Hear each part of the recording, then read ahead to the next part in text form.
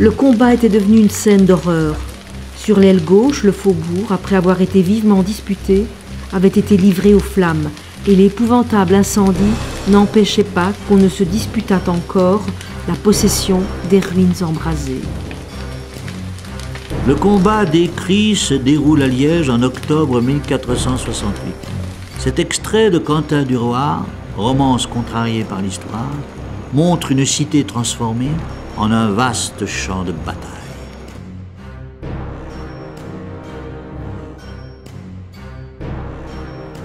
En 1823, Sir Walter Scott publiait en 3 volumes Les aventures de Quentin Durward, un archer écossais au service du roi de France Louis XI, et emporté malgré lui dans la guerre que les Liégeois, alliés du roi de France, livrèrent à son ennemi le duc de Bourgogne en 1468. Ce roman, pas très historique, le prince-évêque y meurt assassiné dans des circonstances tout à fait inexactes, faisait la part belle aux actes de chevalerie et à la romance. Des adaptations en furent faites au cinéma en 1955 ou à la télévision en 1971. Inutile de préciser que la représentation de Liège dans la version hollywoodienne mérite le détour par sa totale absence de sérieux historique.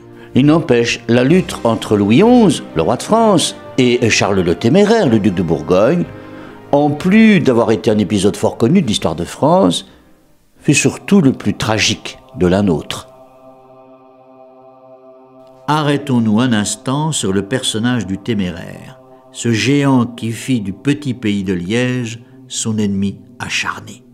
Dévot, cultivé, aimant les jeux d'échecs autant que s'habiller avec élégance, le duc était aussi un remarquable chef de guerre, n'hésitant pas à payer de sa personne, qualité qui, plus tard, le perdit. Par-dessus tout, il ne supportait pas le moindre signe d'indépendance ou de liberté chez ses sujets.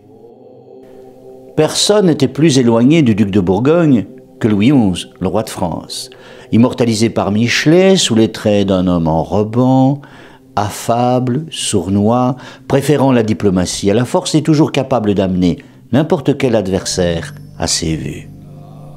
Charles le Téméraire et Louis XI, l'un poussant l'autre dans l'éternité de l'histoire, ne se détestaient nullement, mais se combattirent toute leur vie, plus ou moins. Liège joua dans ce duel un rôle qu'elle aurait dû éviter. Une fois encore, une fois trop, la cité se révolta contre son prince. Ce prince détesté, c'était Louis de Bourbon. En 1460, peu de temps après son accession au trône, il avait donné à sa cruauté sa pleine mesure. Un grand adolescent de Waremme, qui avait un peu trop bu, avait eu la malencontreuse idée de couvrir le prince de toutes sortes d'adjectifs peu flatteurs.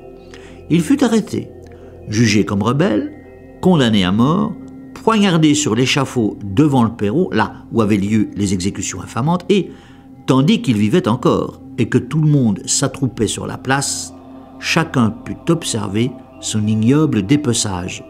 Il fut coupé en morceaux. La scène, pas forcément nouvelle pour les gens de l'époque, avait profondément écœuré les Liégeois, car celui qu'on avait si cruellement supplicié n'était ni un ravisseur d'enfants ni un violeur de nonnes. Le malheureux avait simplement lancé des colibets sur le prince. Crime de lèse-majesté. C'était désormais bien clair. Le prince de Liège se prenait pour Akab ou Hérode, ces rois réprouvés dont parle la Bible. Un Néron médiéval, voilà qui était Louis de Bourbon. N'importe quel observateur aurait pu prévoir que les Liégeois n'allaient pas se contenter de détester ce prince diabolique. Un jour viendrait où il lui ferait payer cher sa tyrannie. L'été 1465 trouva les Liégeois décidés à en finir avec ce tyran. L'effervescence régnait dans la ville. Les chefs eurent beau conseiller la prudence, la foule ne voulut rien écouter. Les métiers coururent aux armes, surtout les vignerons et les drapiers, puis on sortit de la ville en cohorte tapageuse pour se répandre dans le Limbourg sur les terres du duc de Bourgogne. Là-bas, on viola, on assassina, on pilla, on brûla des fermes, on vola des troupeaux. L'affaire, imprudemment menée, rompait tous les ponts. certain que c'était l'amorce d'un conflit qu'il n'était pas en mesure de supporter, encore moins de gagner, Marc de Bade, le Mambour, quitta Liège soudainement avec les siens, laissant les habitants seuls devant l'ogre bourguignon. Les têtes chaudes qui s'étaient lancées dans l'expédition contre les Limbourgeois n'imaginaient pas que le roi de France et son cousin Charles le Téméraire avaient publiquement fait leur paix. Louis XI, c'était certain, ne viendrait pas au secours de ses imprudents alliés si d'aventure l'héritier de la Bourgogne décidait de les châtier pour leur dévastation. Louis écrivit au maître de Liège pour leur signifier qu'une réaction était à prévoir et qu'il ne pourrait en aucun cas leur prêter main forte. Les Liégeois furent consternés et leur armée durement vaincue. La paix de Saint-Trond, signée en 1465, mettait la principauté de Liège sous la protection de la Bourgogne. Mais Dinan, où des rebelles exaltés avaient traité le Téméraire de vilain bâtard, fut soumise à une exécution militaire. Avertis du sort de leur petite sœur de Dinan, les Liégeois ne furent ni terrifiés ni intimidés, ils furent écœurés. Un parti de jeunes exaltés, regroupés sous la dénomination les Compagnons de la Verte Tente, se constitua. Le prince-évêque fut à nouveau mis en fuite. Il se réfugia, comme de juste, chez son cousin de Bourgogne, auquel le traité de Saint-Trond donnait un pouvoir d'intervention. Le duc en avait assez. Une énorme armée bourguignonne, peut-être 30 000 hommes, se mit en marche vers Liège. La cité mobilisa une force d'environ 15 000 miliciens, tandis que les coulevriniers de la Verte Tente, qui s'intitulaient eux-mêmes les vrais Liégeois, se répandaient dans le Brabant et le Limbourg, pillant les maisons des partisans du duc de Bourgogne et égorgeant les soldats isolés. Mais à Brustem, le 28 octobre 1467, après avoir presque tenu la victoire, les milices liégeoises étaient anéanties. 4000 morts, essentiellement des bourgeois, jonchaient le champ de bataille sur 5 kilomètres. Les survivants, sauvés par l'obscurité et le sol détrempé, rejoignirent la cité, l'effroi encore sur le visage, et les habitants comprirent qu'ils étaient perdus.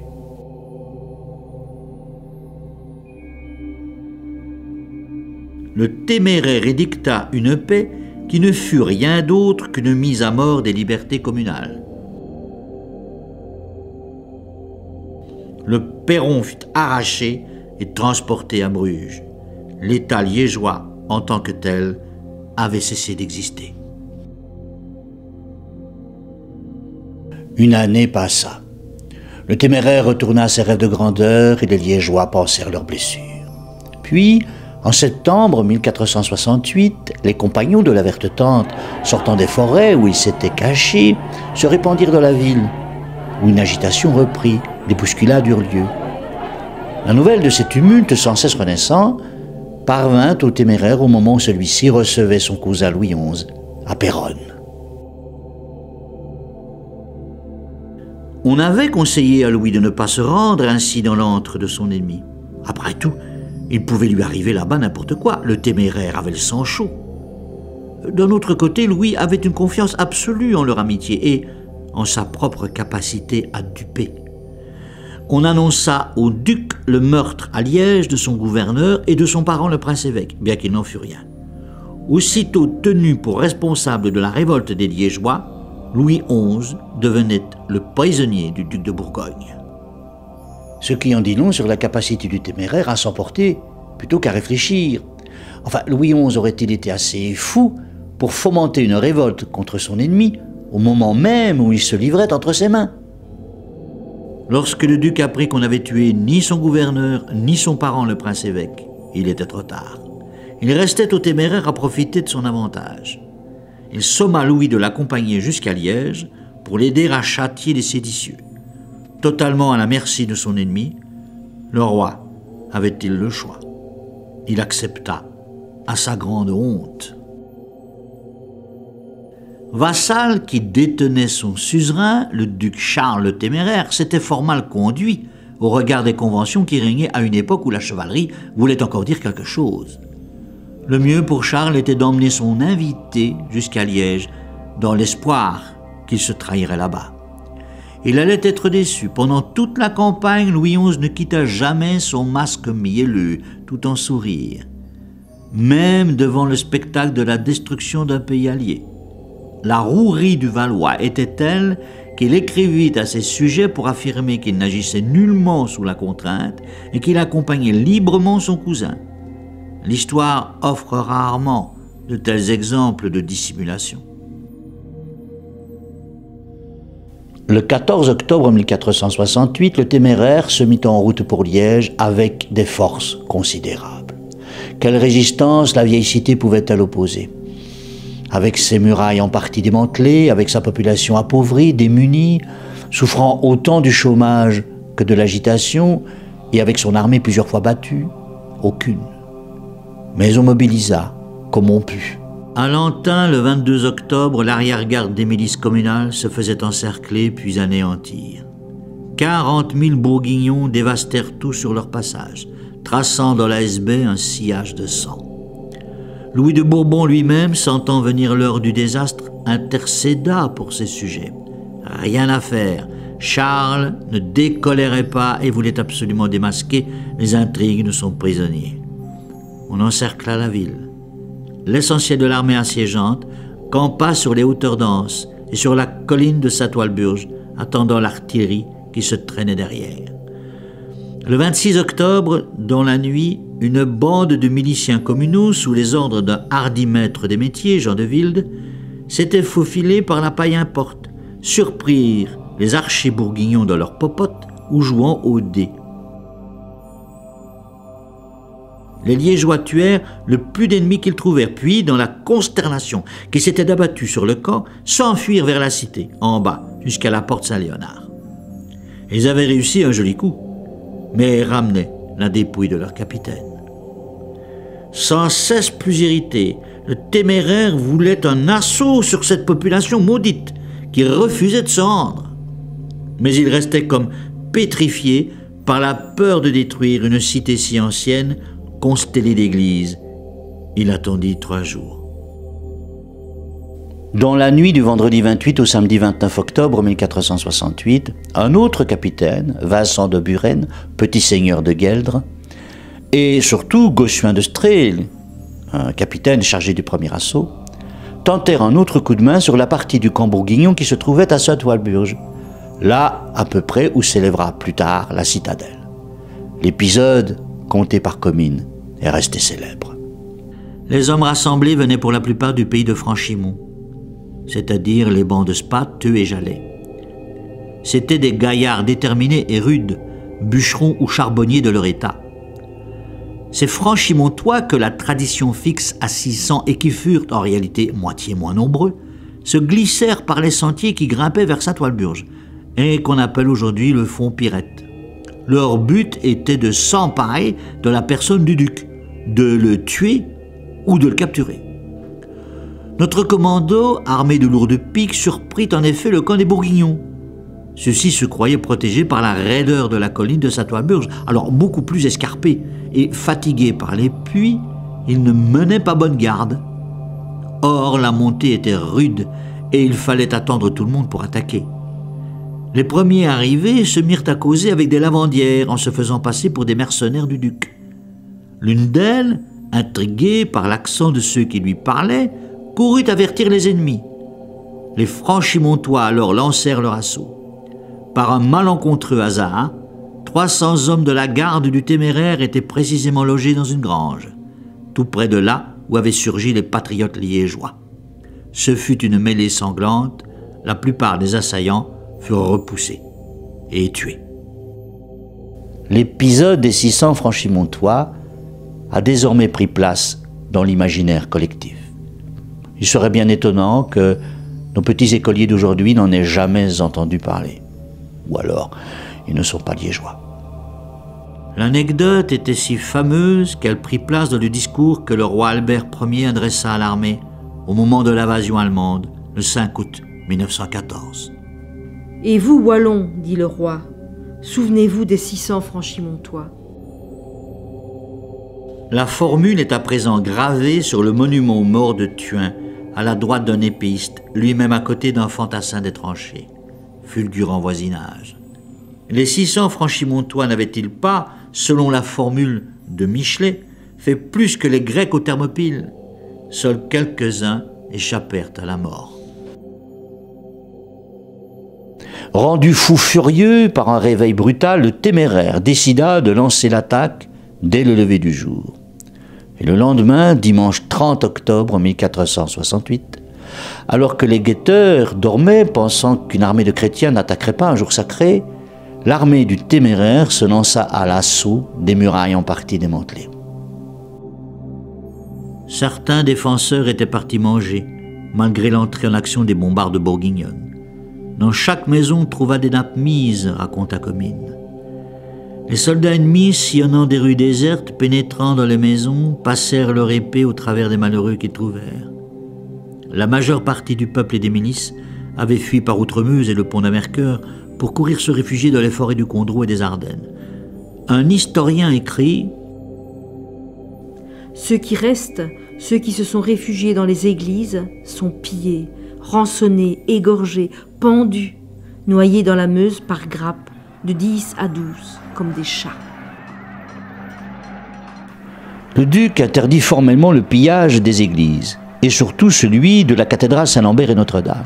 Mais il ne fut pas entendu. Par exemple, à l'église des mineurs, on décapita 20 malheureux qui écoutaient la messe à genoux.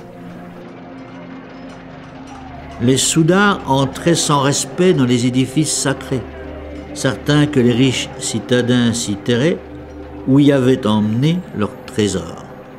Adrien d'Oudenbosch, moine de Saint-Laurent, fit état de pillages brutaux même dans les églises. Toutefois, aucun lieu de culte ne fut détruit. Le reste de la cité, par contre, fut méthodiquement mis à sac. Le roi et le duc, pendant ce temps, allèrent dîner. Tout le temps de ce repas, lui adressait sans tarir des félicitations onctueuses. Michelet raconte. Le duc vint le trouver et lui dit « Que ferons-nous de Liège ?» Dure question pour un autre. Et où tout cœur d'homme aurait hésité, Louis XI répondit en riant « Mon père avait un grand arbre, près de son hôtel où les corbeaux faisaient leur nid. Ces corbeaux l'ennuyant, il fit ôter les nids. Une fois, 2 fois. Au bout de l'an, les corbeaux recommençaient toujours. Mon père fit déraciner l'arbre, et depuis, il en dormit mieux. » Si nous ne perdons pas de vue que le roi agissait comme un prisonnier, il composa cependant trop habilement. Après la destruction de Liège, il retourna en France. Sa conduite piteuse lui valut nombre de sifflets à Paris. Pendant ce temps, notre cité vivait ses pires heures. Au total, 5 à 6 000 habitants furent sans doute tués, renforçant l'impression de destruction acharnée, d'apocalypse locale. 1468, l'année où Liège périt, soupire la chronique des Chartreux. Il n'y eut pas que les massacres. Le sac de Liège fut un pillage longuement organisé. Les chariots entiers de biens volés sortirent pendant des semaines de la ville, allant enrichir le Brabant. On entreprit ensuite de détruire la ville, également avec méthode. Le jour de la Saint-Hubert, anniversaire de la fondation de la ville, le 3 novembre, des compagnies de sapeurs se lancèrent à l'assaut des maisons. Rien, hormis les églises, ne devait subsister de Liège. Même ses ponts. Dès le 22 novembre, le fameux pont Paparvanek, notre pont des Arches, était jeté dans la Meuse où flottaient des centaines de cadavres.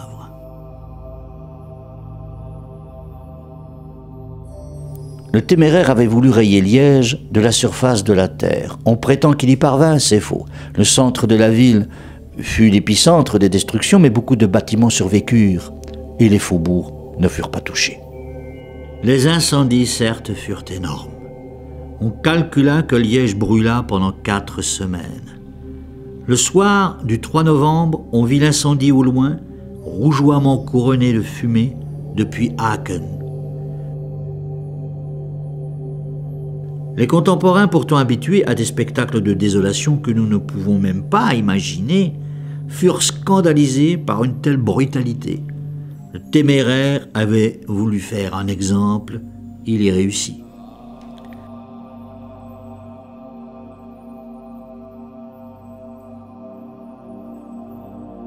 Sur quoi, après d'interminables journées de pluie qui éteignirent les incendies, survint un hiver atroce dès fin novembre, où l'on vit le vin gelé.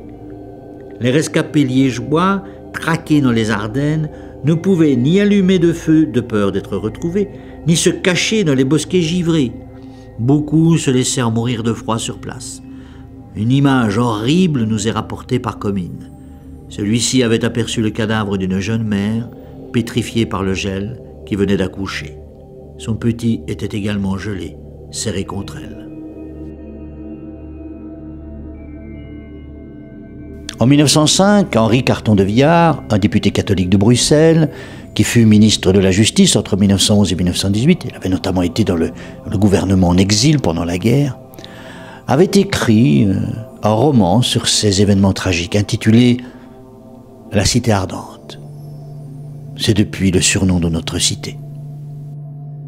Quant au téméraire lui-même, ivre de puissance, il poursuivit sa carrière d'incendiaire.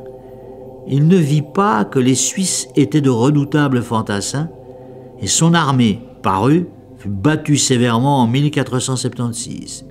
S'obstinant, il trouva la mort devant Nancy. Il laissait derrière lui une fille unique, Marie. Louis XI s'empara de son duché de Bourgogne et de la Picardie. Le mariage de la fille du téméraire avec l'empereur Maximilien de Habsbourg détacha néanmoins et pour toujours de la France la partie septentrionale des Pays-Bas bourguignons. La promesse d'une guerre sans cesse recommencée pour la France. Peut-être aussi le prix à payer pour une trop efficace duplicité d'un roi un peu trop calculateur.